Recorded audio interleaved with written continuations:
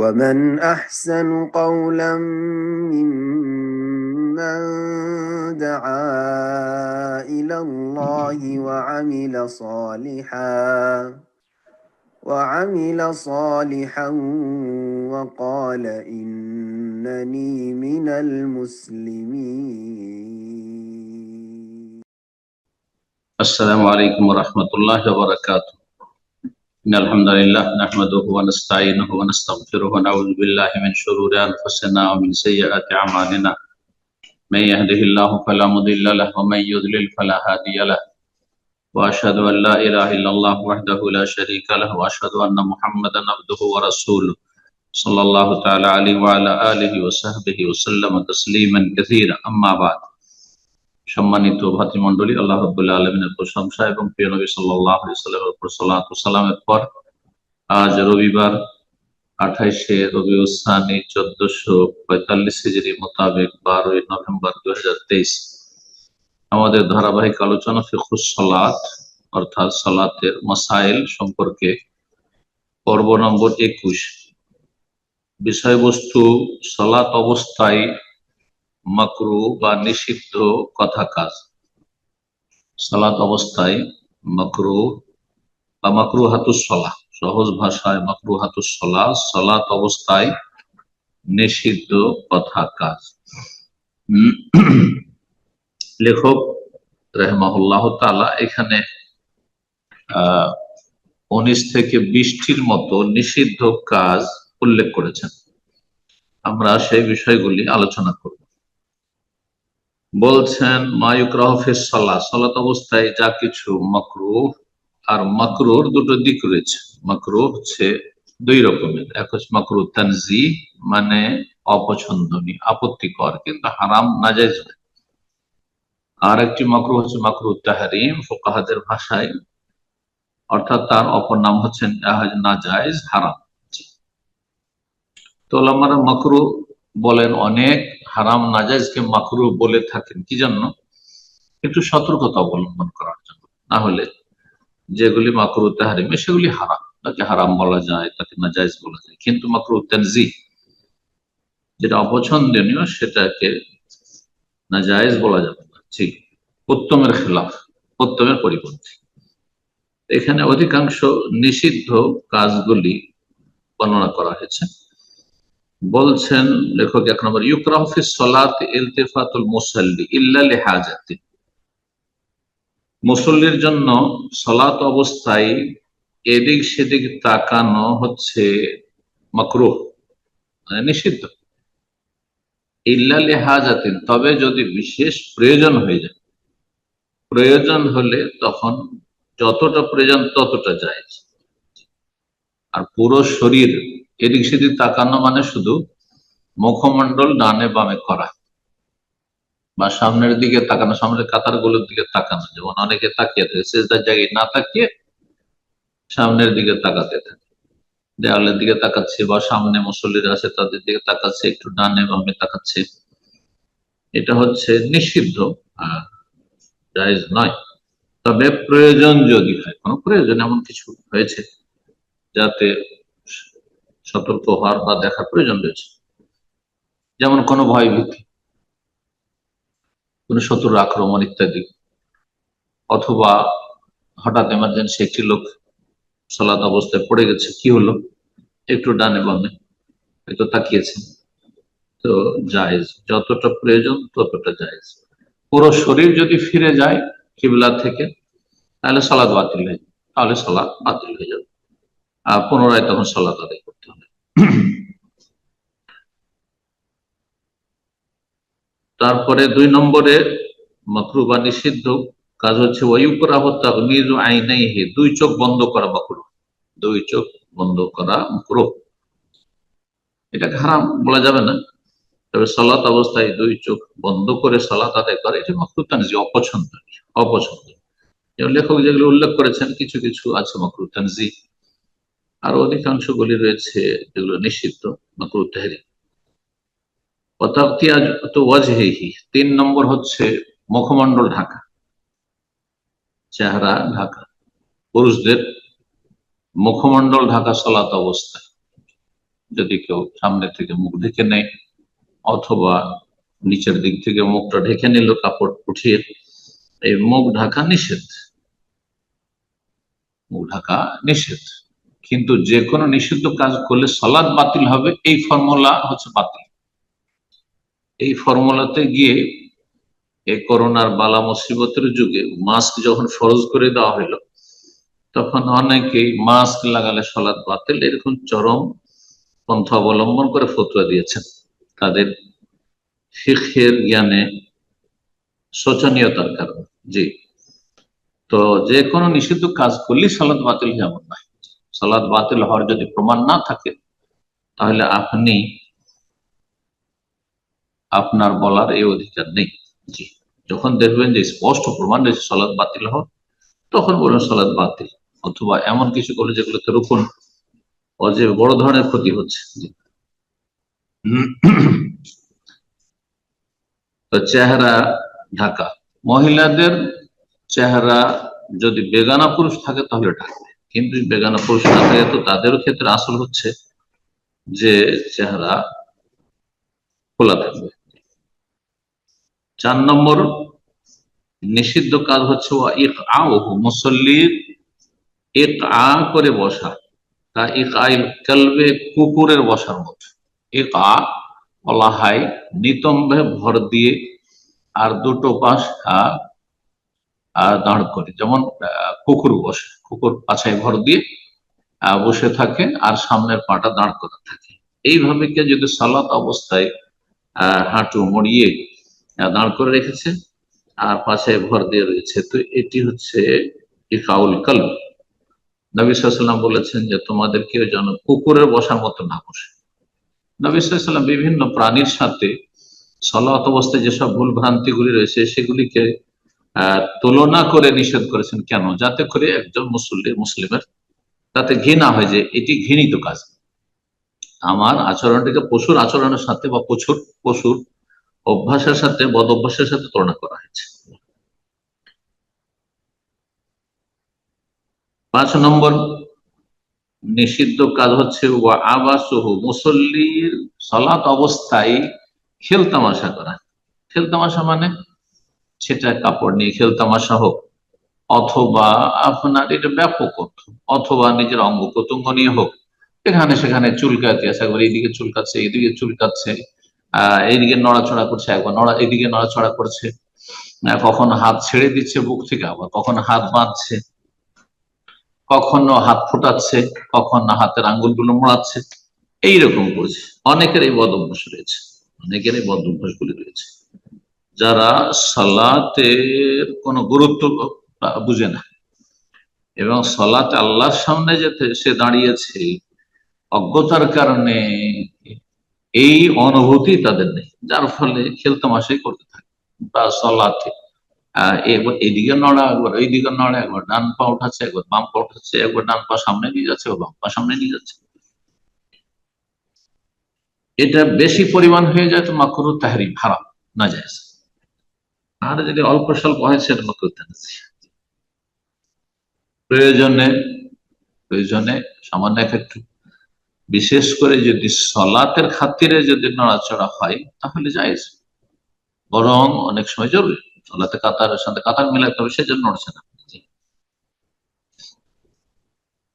আপনার মোবাইল বেজে উঠেছে সেজন্য পকেটে হাত রাখছেন আর তারপরে মোবাইলটা বের করে বন্ধ করছেন, এটা ওয়াজিব, নাহলে গুনাহগার হবেন আপনি। আপনি আপনার মোবাইলকে বাজতে ছেড়ে দিলেন আর সমস্ত মুসল্লিদেরকে কষ্ট দিচ্ছেন। মুসলিমদেরকে কষ্ট দেওয়া হারাম, মানুষকে কষ্ট দেওয়া হারাম, তারপরে সালাত অবস্থায় মুসল্লিদেরকে কষ্ট দিচ্ছেন, আল্লাহর হক নষ্ট করেছেন, মান্দার হক নষ্ট করেছেন, সালাতের খুশু নিজেরও নষ্ট করেছেন, আপনাদের নষ্ট করছেন। এই জন্য অনেকেই মনে করেন যে মোবাইল সাইলেন্ট করতে ভুলে গেছি বা বন্ধ করতে ভুলে গেছি, বেজে গেছে, আমি তো নড়াচড়া করবো না, পকেটে হাত রাখবো না, বন্ধও করছে না, বাঁচতে আছে, এরা মূর্খ আসলে। ওয়াজিব ত্যাগ করলো গুনাহগার, গুনাহগার। মুমিন মুসলিমকে, মুসল্লিকে কষ্ট দেওয়ার গুনাহ তাদের উপরে চাপবে। 6 নম্বর নিষিদ্ধ কাজ হলো তাখাসসুরুহু, মুসল্লির কোমরে হাত রাখা। মুসল্লি সালাত অবস্থায় কোমরে, অনেকে দাঁড়ায় এইভাবে, দেখা গেছে যে কোমরে হাত দিয়ে দাঁড়িয়ে থাকে, এই কোমরে হাত দিয়ে দাঁড়া এমনিও অপছন্দনীয় সালাতের বাইরে। কারণ কি, জাহান্নামীদের দাঁড়ানো হাদিসে রয়েছে যে জাহান্নামীরা এইভাবে দাঁড়াবে। যারা কষ্টে থাকে মানসিক শারীরিক, তারা এভাবে সাধারণত দাঁড়ায়। জাহান্নামীরা এভাবে দাঁড়াবে। জাহান্নাম তাখাসসুরু, খাসেরা মানে কোমর, আর তাখাসসুর মানে কোমরে হাত রাখা, কোমরের দুই সাইডে হাত রাখা। এর ব্যাখ্যা করে বলছে ইয়াদাহু আলা খাসিরাতিহি, এক হাত অথবা দুই হাতকে কোমরে রাখছেন আপনি। কেউ কেউ এক হাত রেখে দাঁড়িয়ে থাকে এইভাবে, তো এটা সালাত অবস্থা নিষিদ্ধ। ওয়ান্নাযুর ইলা মা ইউলহি, 7 নম্বর হচ্ছে এমন কোন দিকে তাকানো যেটা সালাত থেকে অমনোযোগী করে দেয়। সামনে কোন নকশা আছে, সামনে কোনো ভালো দৃশ্য আছে, বা কার্পেট খুব সুন্দর চমৎকার নতুন কার্পেট লাগছে, সেদিকে তাকাচ্ছেন আপনি। দেয়ালের সামনে কোনো কিছু, সামনে মসজিদে অনেক সময় কিছু লেখা থাকে, সেই লেখাগুলি দিয়ে তাকাচ্ছেন।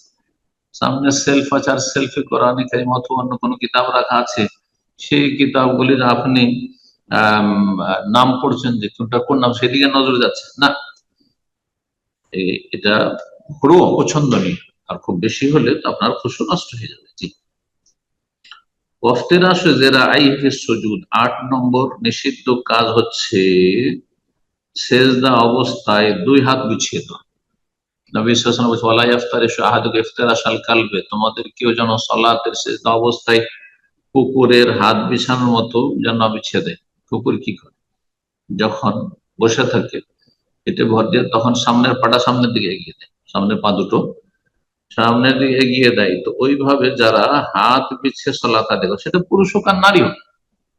তাহলে আমাদের হানাফি মাযহাবের বোনেরা মযহাবের অনুসরণে হাদিস বিরোধী, নবী সাল্লাল্লাহু আলাইহি সাল্লামের তরিকা বিরোধী যে সালাত আদায় করেন, তারা কি করে, সেজদাতে দুটো হাত বিছিয়ে দিয়ে একবারে মাটির সাথে লেগে গিয়ে, তাদের মতে অধিক পর্দার উদ্দেশ্যে এইভাবে সালাত আদায় করে, যেটা নবী সাল্লাল্লাহু আলাইহি ওয়াসাল্লাম নিষেধ করেছেন। এবং সেটা যে ঘৃণিত, সেই জন্য কুকুরের বসার সাথে, কুকুরের হাত বিছানোর সাথে তুলনা করেছেন। সেটা পুরুষ হোক আর নারী হোক, জায়েজ নয়। জি। 9 নম্বর নিষিদ্ধ কাজ হচ্ছে যে এখন হাঁটে না, যদি কারো পেশাবের চাপ থাকে, পেশাবের চাপ যদি কারো থাকে, বেগ আছে পেশাবের, তারপরে পেশাব করছেন, আচ্ছা উজুটা আছে তো সালাদটা পড়েই নিয়ে তারপরে তখন বাথরুমে যাবে, এটি নিষিদ্ধ। যদি এতে এমন হয় যে আপনার কোনো খুশি হলো না, এমন চাপ সৃষ্টি করেছে পেশাবে যে আপনার কোনো খুশি হলো না, তাহলে জায়েজই নয়। 9 নম্বর নিষিদ্ধ। আও হাকিবান বলা যদি কারো পায়খানার বেগ থাকে, হাকিম নুন দিয়ে আর হাকে বা দিয়ে, এতটুকু শুধু পার্থক্য, বাকি হা কাফ দুটোতে রয়েছে। হাকেনান পেশাবের বেগ যদি থাকে, আর হাকেবান মানে যদি পায়খানার বেগ থাকে, এই অবস্থায় সালাত আদায় করা, আগে সালাত আদায় করে নি, অথবা সালাত যখন শুরু করে দিয়েছে আদায় করে নি, সালাত শুরু করে তাকবীরে তাহরিমা অথবা প্রথম রাকাত, দ্বিতীয় রাকাতে, এমনকি তৃতীয় রাকাতে আছে, আর থামতে পারছেন না, তাড়াতাড়ি সালাত ছেড়ে দেন। আপনার জন্য জরুরি আছে, সালাত ছেড়ে দেন, আর ছেড়ে দেওয়ার পরে তাড়াতাড়ি বাথরুমে যান। পরে সে জামাত পেলেন, নতুন করে আপনি জামাতে শরীক হবেন। আর যদি জামাত না পান, তাহলে আপনি পরে সালাত আদায় করে নেবেন, ইনশাআল্লাহ সেই জামাতে সব পেয়ে যাবেন, কারণ আপনি চেষ্টা করেছেন। কিন্তু আপনি পেশাব পায়খানার বেগ নিয়ে আপনি সালাত আদায় করবেন, এটি জায়েজ নয়, হাদিসে নিষেধ রয়েছে। আও মুহতাবিসা রিহ, অথবা কারো পেটে বায়ু জমে আছে আর বায়ু নির্গত হতে চাইছে, কিন্তু সে বের হতে দেয় না, যে বায়ু নির্গত হইলেই তো আমার উযু নষ্ট হবে, না আমি নির্গত হতে দেবো না, সালাত তো পড়েনি। আর খুব বেশি চাপ সৃষ্টি করে যাতে খুশু নষ্ট হচ্ছে, তাহলে মাকরুহ।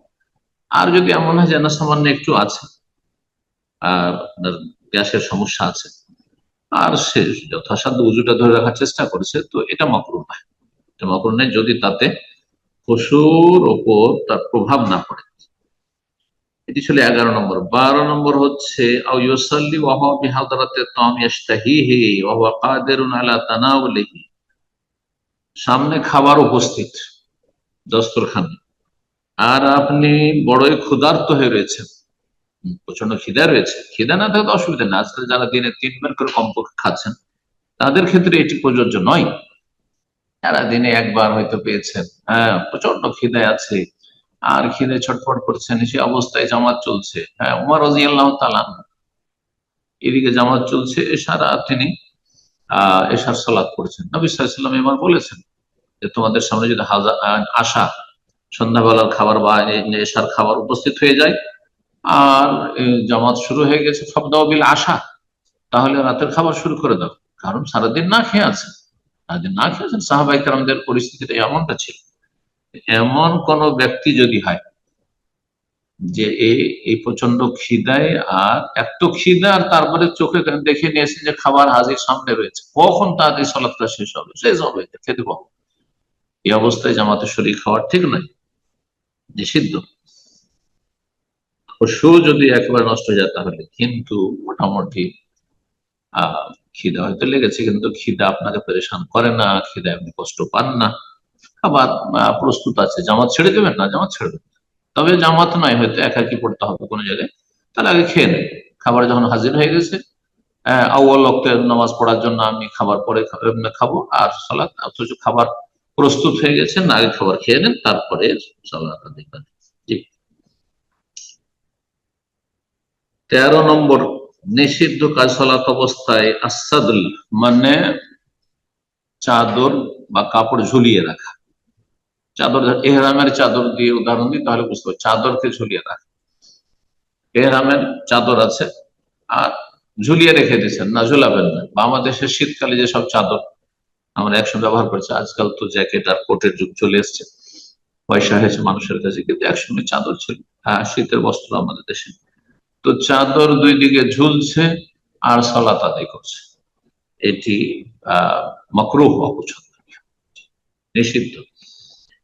আর যদি এমনটা হয় যে আপনার গায়ে আর কোনো গেঞ্জিও নাই, কিছুই নাই, একেবারে খোলা, সামনের দিক খোলা, হয়তো লজ্জাস্থান খোলার যদি আশঙ্কা থাকে তাহলে তো হারাম হবে তখন, কিন্তু এমনিতেই নিষিদ্ধ।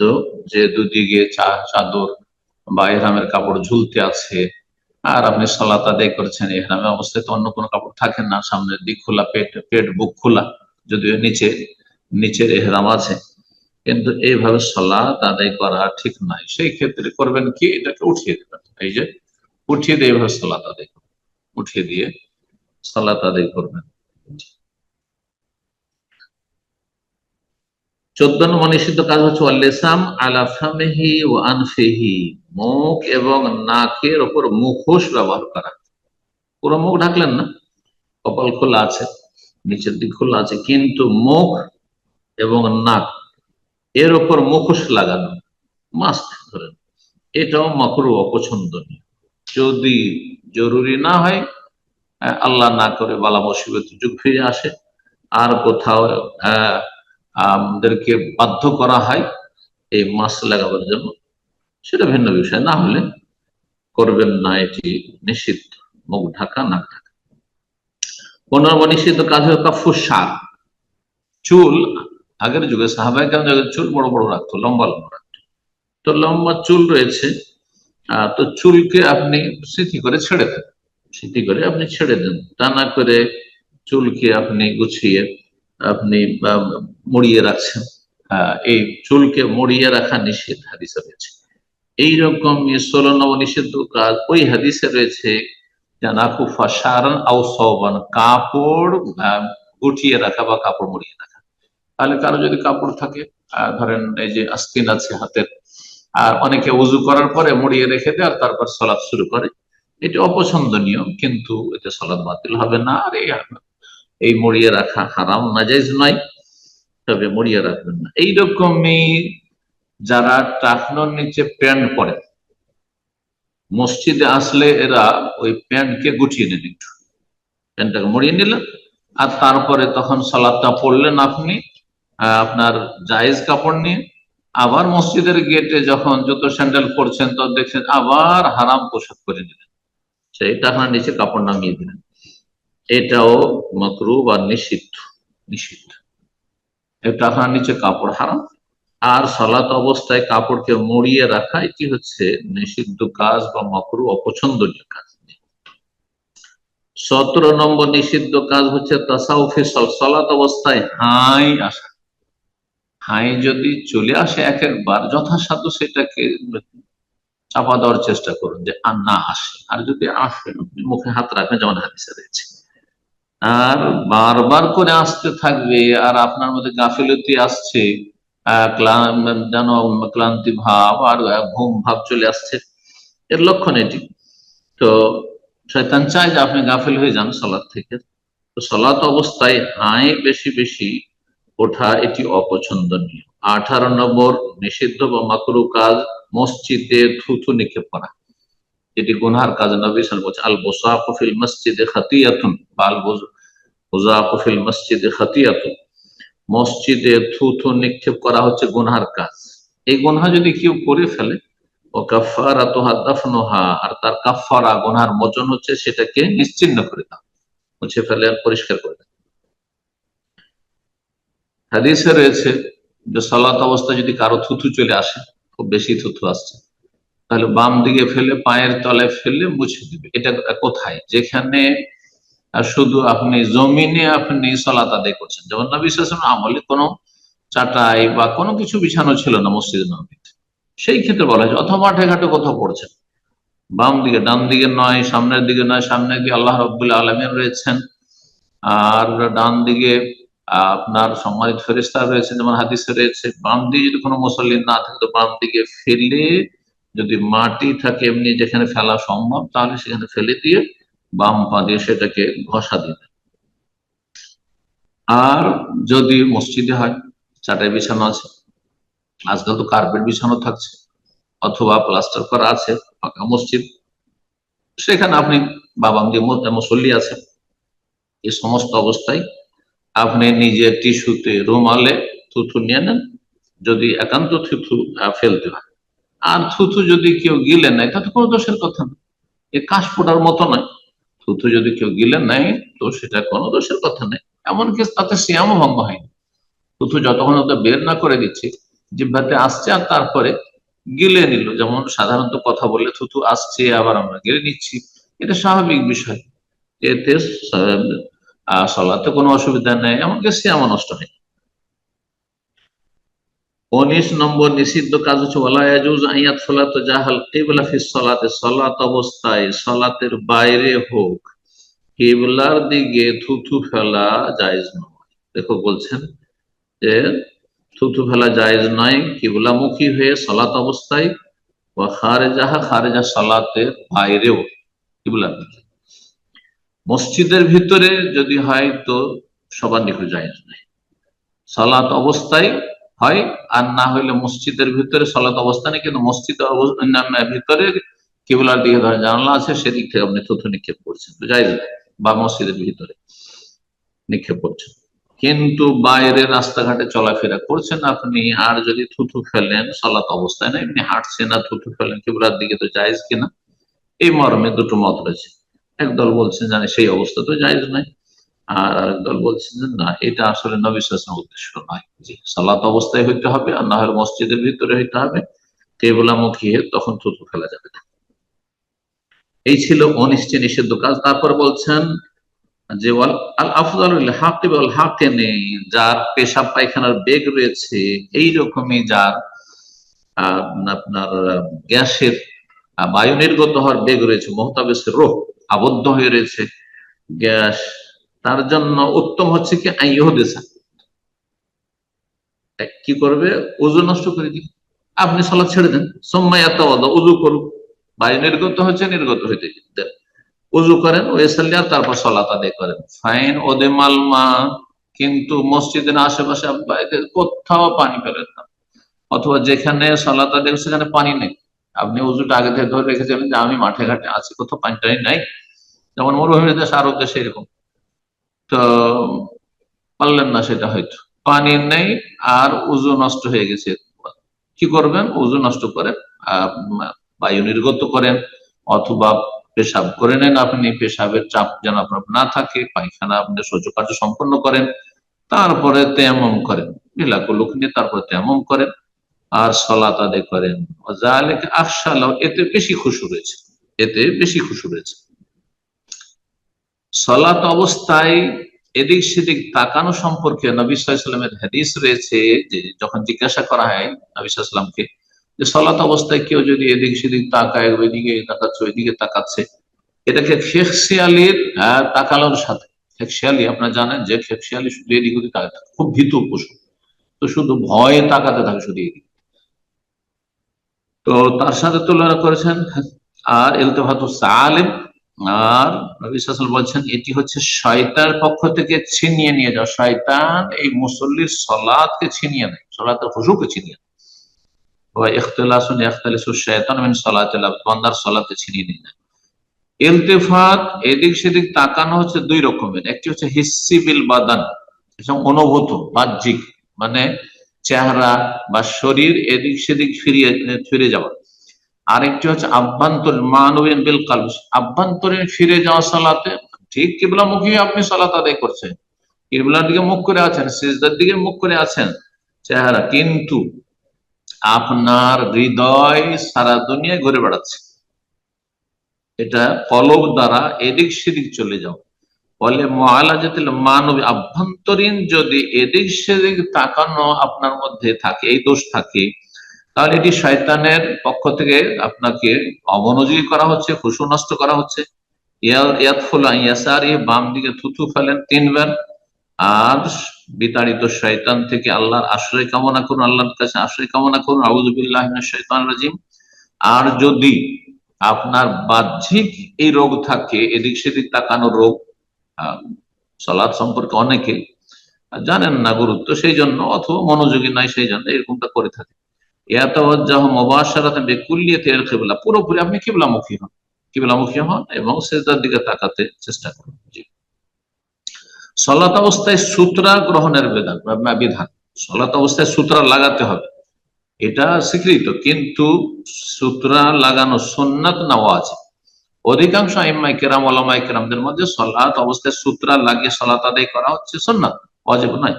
কিছু কিছু ওলামা আহলে হাদিস ওলামারা ওয়াজিব বলেছেন, ইহসান, লেখকও বলছেন তাই, ইহসান ইমাম ওয়াল মুনফারিদ, ইমাম এবং একাকী নামাজি সূত্রা লাগাবেন, এটি হচ্ছে তার জন্য সুন্নাত। সূত্রা দাঁড় করে সালাত আদায় করেন, যেমন দেয়াল অথবা কোন একটি স্তম্ভ অথবা কোন একটি পাথর, একটি লাঠি, একটি বর্ষা, যে কোনো কিছু হোক, পুরুষ হোক আর নারী হোক, বাড়িতে হোক আর সফরে হোক, ফরজে হোক এবং অথবা নফলে হোক।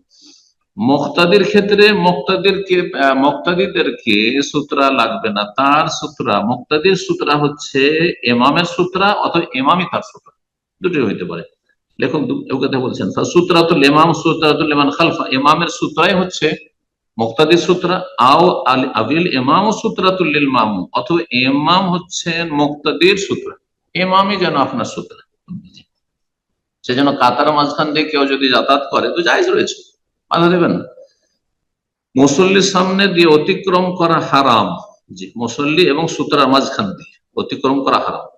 মুসল্লির সামনে দিয়ে কেউ যদি অতিক্রম করে তাহলে যথাসাধ্য তাকে প্রতিহত করবে, সেটা মক্কাতে হোক অথবা অন্য কোথাও।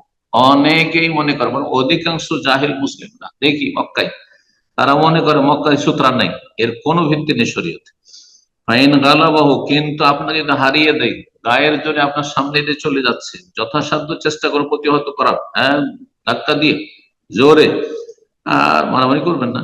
হ্যাঁ, যেমন হাদিসে রয়েছে, কিন্তু ওটার উদ্দেশ্য মারামারি করা নয়, ফালিয়াত ফাবি কুয়া, আপনি যতটা পারেন আপনি তাকে প্রতিহত করেন, সামনে দিয়ে অতিক্রম করতে দেবেন না। কিন্তু তারপরেও যদি চলে যায় তাহলে গুনাহগার সেই ব্যক্তি যে অতিক্রম করলো, এবং সালাতে কোনো ঘাটতি হবে না, কারণ আপনি তাকে প্রতিহত করেছেন আর সূত্রাও লাগিয়েছেন। বলছেন যে ইমাম এবং একাকী নামাজির সামনে দিয়ে মহিলা যদি অতিক্রম করে, অথবা গাধা অতিক্রম করে, কুকুর, কালো কুকুর বিশেষ করে অতিক্রম করে, তাহলে তাতে সালাত বাতিল হবে। ইমাম আহমদ রাহিমাহুল্লাহর মযহাব, হাম্বলি মযহাবে সালাত বাতিল হয়ে যাবে। হাদিস, বাহ্যিক হাদিস পর আমল করে, বাহ্যিক হাদিস এইরকমই রয়েছে। বাকি 3 ইমাম আর অধিকাংশ আহলে হাদিস বলছেন যে সালাত বাতিল হবে না, সালাতের খুশু নষ্ট হবে, সালাতের খুশু নষ্ট হবে।